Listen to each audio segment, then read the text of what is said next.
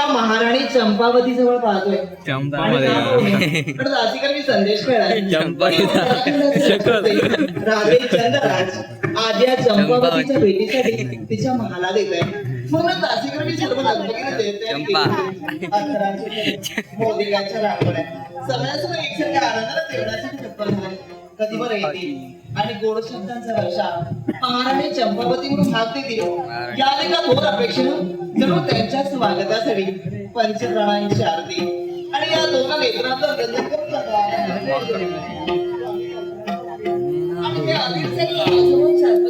भाव घे नको रे मरा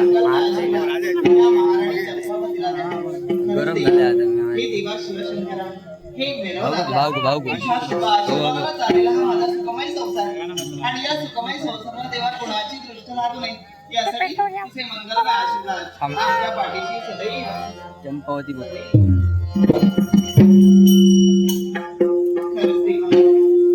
स्त्री जीवन आणि पुरुषाचे भाग्य याची सांगड घालून नरनारी स्वरूपात प्रत्येक प्राणीमात्राची घडामोड करणाऱ्या देवा तुझे गुणगान गाता गाता तिचा मोठमोठ्या साधू संतांच्या जीवन वेळा पडल्या.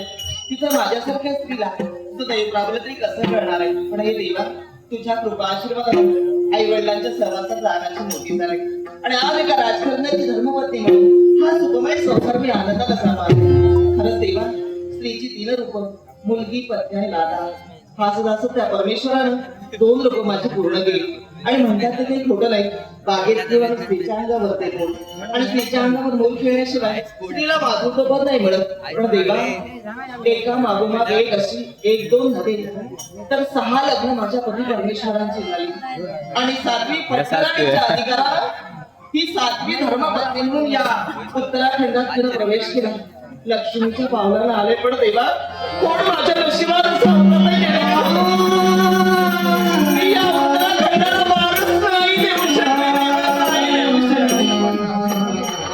बरीच वर्ष निघून गेली. पण या उत्तराखंडाला कुलदीपक हवा आणि हा कुलदीपक देवा माझ्या जीवनापासून का दूर करतोय का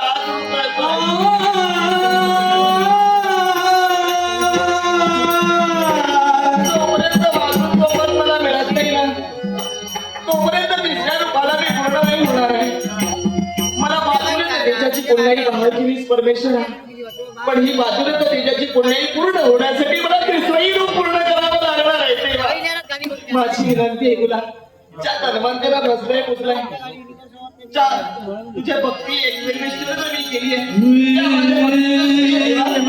माझ्या जीवनात मातृत्व येऊ दे माझ्या जीवनात कोण जाणार. आज अचानक या महालाच्या ठिकाणी माझ्या मुखातही उद्गार काय हवे. पण आतापर्यंत मी शांत बसले होते कारण माझ्या मनातील दुःख मी याला कधीच कळू दिलं नाही. पण मी दुःखी झाले तर हे दुःखी होणार.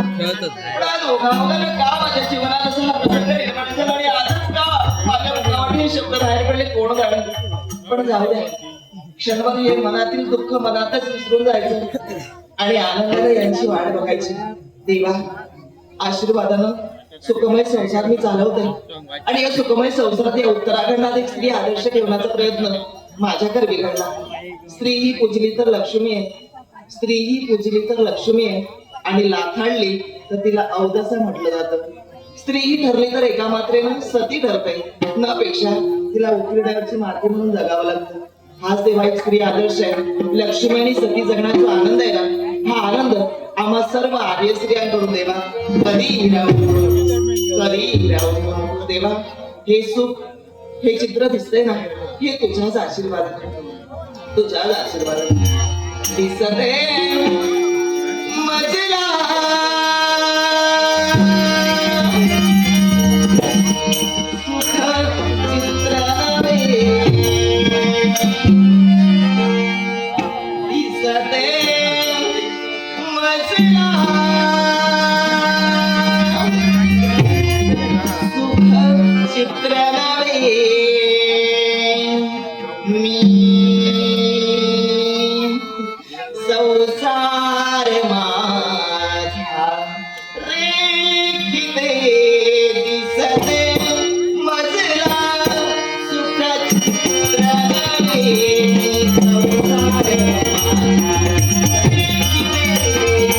Oh,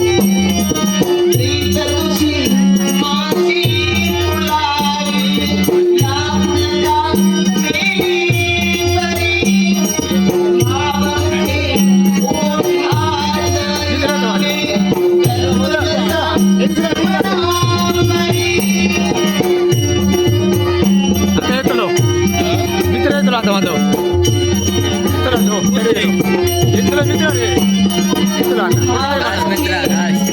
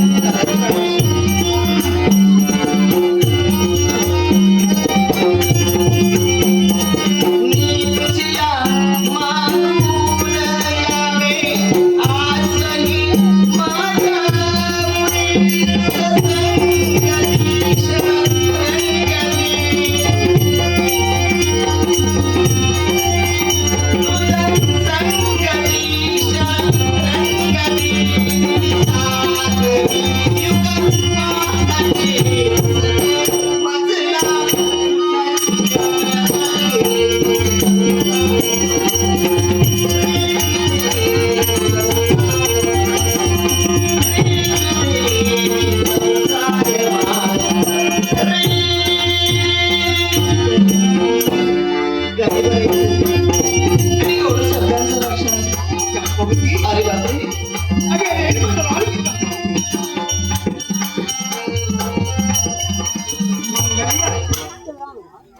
सौभाग्यवती बाबा सौभाग्यवती बाबा सौभाग्यवती बाबा तुमची वाट बघत होते चलो आपल्या स्वागताची पंचप्रणांची आरती आणि या दोन भाऊ पण द्वारी उभे का या स्वागत आहे आपलं. एक एक पावले तुझ्या सरणी करते अंतराळ सडे मोतिकांच्या रंगळ्या महातरी सुगंध केलाय आणि येते पिका हा बच्चा मदती भारावून गेलाय आणि म्हणून हे मांगलिक मंगल दिला अवधरीचं दैवत आहे पवित्रच्या पुण्य गंगे अगदी तुझ्या मनातील सर्व इच्छा पूर्ण होती असा मंगलमय आशीर्वाद आणि स्त्रियांचा परमेश्वर कोण असेल तर पती हाच परमेश्वर आहे आणि या परमेश्वराच्या पूर्ण तयारीसाठी आनंद करा माझा महाल मी आनंदाने सजवला जांबावती ज्या एका आजस्त्रीने नवनऊ बागड्यांचं महत्व घेऊन हा सुखमय संसार आनंदाने बोलावलाय त्याची चिंताचा एकच आहे सप्तपदी चालले उंबरठ्यावर समापन आणलं तेव्हाच मी वचनानं वचनबद्ध झाले की पतीच्या आध्यात्मिक सुख दुःखात मी सहभागी होणार अहो तुमचं सुख तुमचा आनंद तो माझा आनंद आहे जांबावती मला किती समाधानी होते दोन पावले तुझ्या सरणी मिळावी आणि दोन चरणाची सेवा करण्याकरता नव्हे तर दोन चरणाला जगण्यासाठी माझी आणखी मार्या दोरापर्यंत आली अंतर मी ओवणा लिहिण्याचा पाहिली अंतच काय ते घुमवून गेला मला ती गवाणी ताडविराती कमायती का आणि तुझ्यासारखी सगळी सद्वत्री सुरक्षणी पत्न्यांच्या जीवनात लागली देऊन केला परमेश्वराच्या कोणत्या शब्दाने उपकार मानावे याचा विचार करता मी अहो आई पुण्य आहे सौभाग्य मला प्राप्त झाले कारण आणि आपल्यामुळेच पातुके ते देशाची पुण्य त्या परमेश्वरामुळेच प्राप्त झाली ए माझा लाडक्या आतापर्यंत माझ्या संसारात सहाय्य करणारे माझ्या स्वतःची सहाय्य देवता म्हणून गंभीर सुखदुःखाची माझ्या पाठीशी उभी राहिली ती माझी पत्नी आणि या माझ्या लाडक्या पत्नीच्या इच्छेनं या मंचाखाली विराजित होते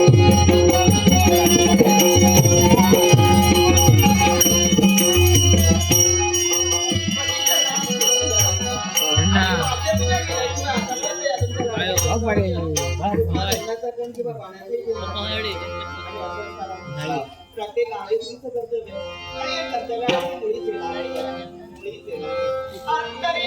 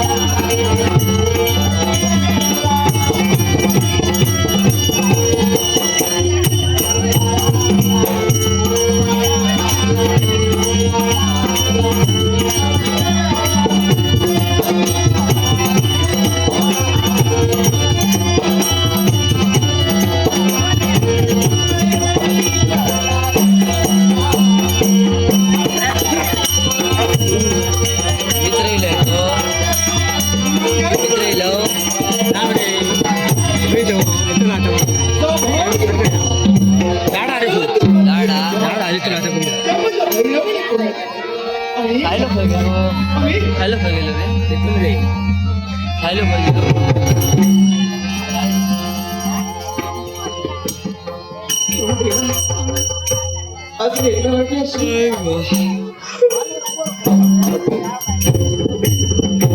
गंमत काय दोन चरणाची सेवा करण्यात मग्न असणारी माझी चंपवती एक वसंतीकडे पाहते.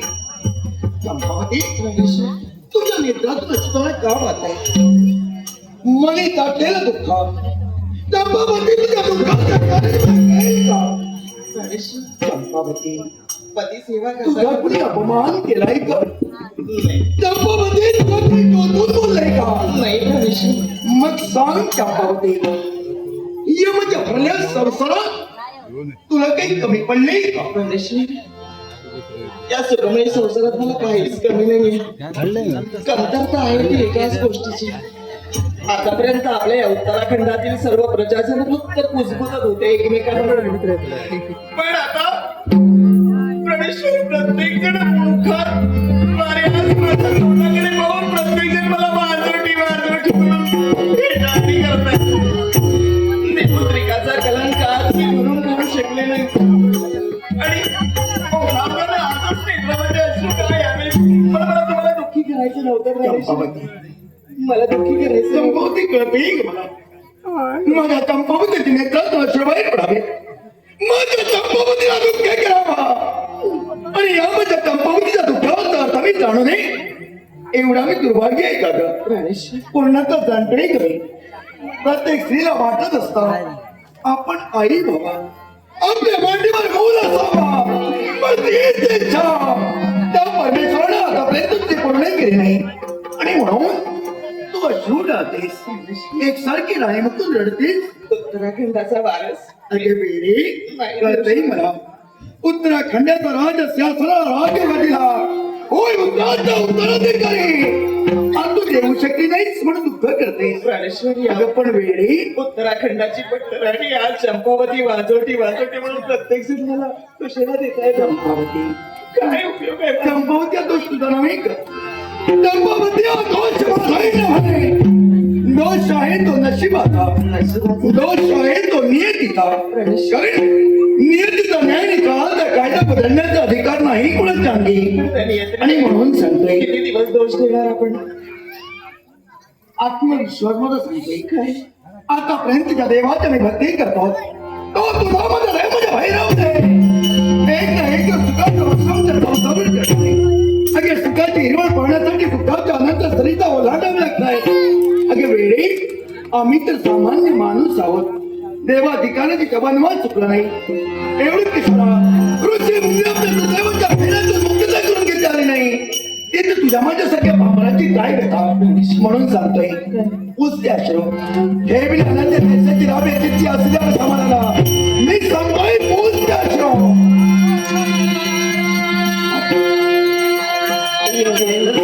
योगायोग व्हायला हात्र लपिला तुम्ही श्रेष्ठांची उभयतली सीतेच्या चरणाशी लीन होण्यासाठी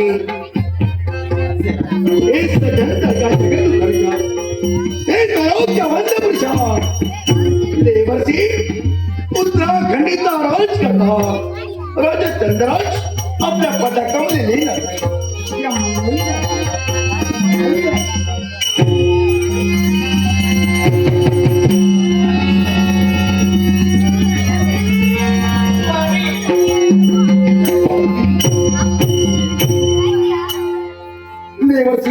येणं तुझ्या सरणाच्या द्वारापर्यंत झाले.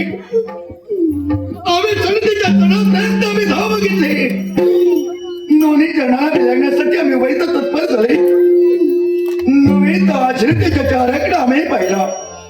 आनंदाचा गोड शब्द त्याच्या मुखातून बाहेर पडते.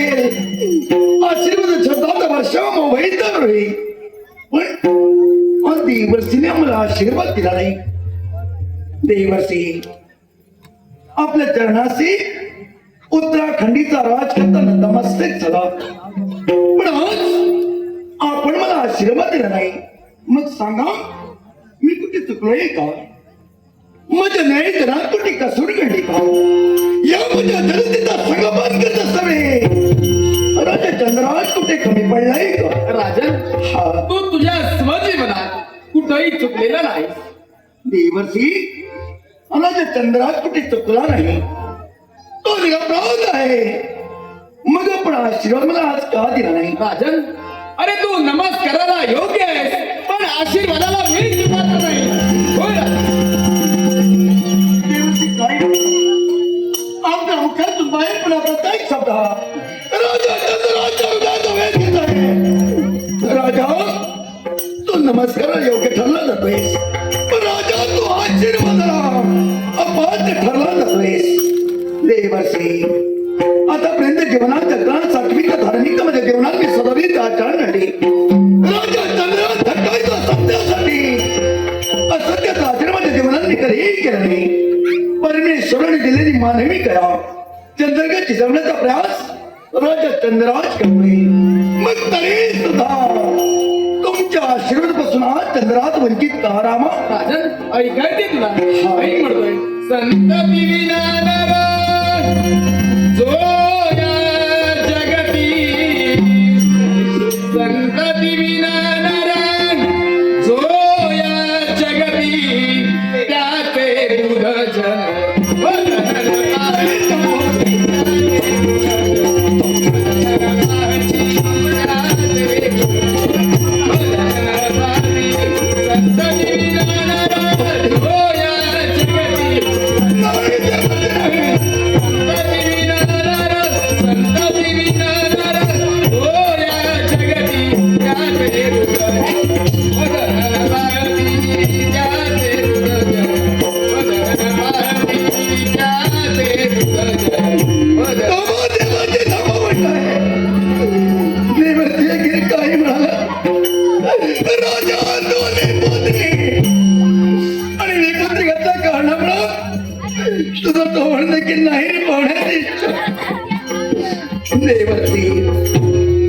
नेपत्रिका शब्द ऐकला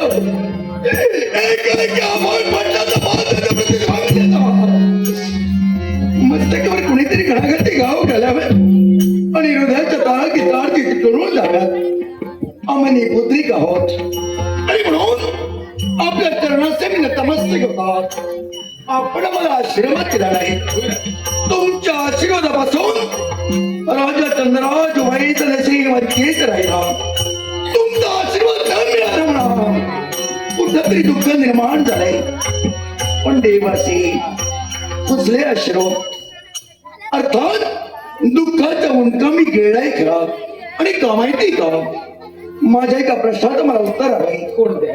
देवासी स्वर्ग मृत्यू पाहता त्याचा तुम्ही भ्रमणी करतात. तुमच्या 5 अष्टाला चिंतामणी पालका तुम्हाला ज्या ज्या ठिकाणी घेऊन जात आहे तिथं तुम्ही पोचतात. मग मला सांगा या विश्वात तुम्हाला कोणकोणत्या नावाने संबोधले जाते? राजन, हा. या विश्वाच्या ठिकाणी भ्रमंतिका करत असताना मला अनेक नावानं संबोधलं जातं. कुणी मला आग लावे म्हणतायत, कुणी मला बळून मारा म्हणतायत, कुणी मला उभ्या शेंडीचं नक्षत्र म्हणताय, तर कुणी मला सपाट पायाचं देवासी अनेक नावाने विश्वात तुम्हाला संबोधले जात आहे. पण उत्तराखंडीचा राजकथाचा चंद्रराज तुम्हाला एकाच नावाने ओळखतोय. सज्जनतारा जगत उतारा, सज्जनतारा जगत उतारा. हे सत्य आहे का? होय ना?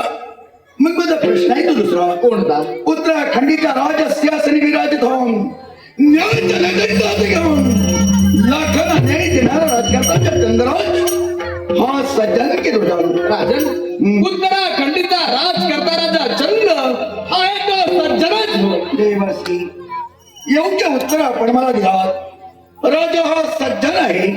सज्जनाचे उद्धार करते तुम्ही आहात. मग मला सांगा माझ्या बाबतीला पक्षपात का? पक्षपात? हा. आणि तुझ्या बाबतीत अर्थातच पुढे गेला. तुम्ही म्हणालात की राजा हा सज्जन आहे. तुम्ही सज्जनाचे उद्धार करते आहात. मग राजा चंद्रराज आतापर्यंत नेपुत्रिक का? राजन, हा.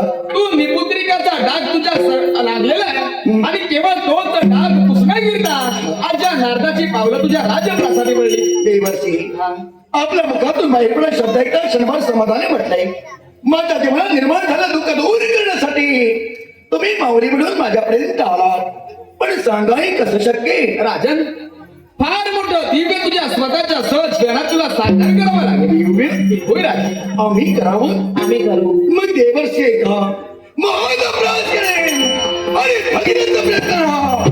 मोठ्यांच्या मार्गावर चालण्यासाठी राजा चंद्रात तत्पर होणार आहे. मग सांगा मी काय करावं? राजन, हा. पुत्र संतती प्राप्त व्हावी या उदात्त हेतून तू 7 विवाह केले. अर्थात मग ज्याप्रमाणे राजन तू 7 विवाह केलेस ना त्याचप्रमाणे राजा तुला 8वाही विवाह करावा लागेल. ऐकलंस का?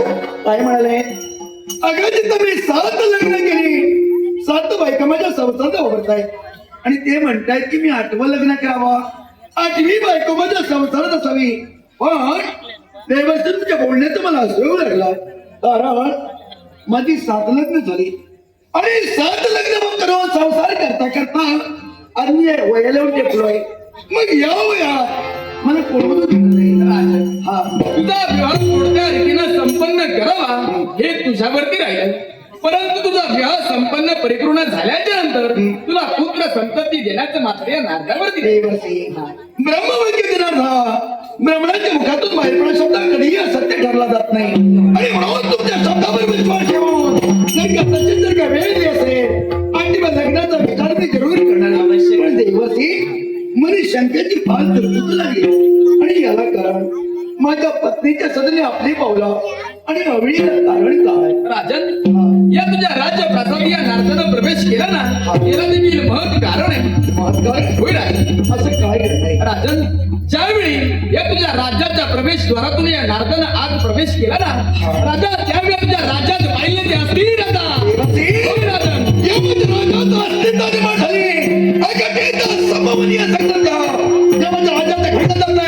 मग सांगा आता नेमकं काय करताय? राजन, या तुझ्या राज्याच्या ठिकाणी लहान लहान मुलं केवळ स्वतःच्या आई बापाविना पोरकी झाली. कित्येक स्त्रिया वैष्णवांच्या पंक्तीला बसल्या गेल्या.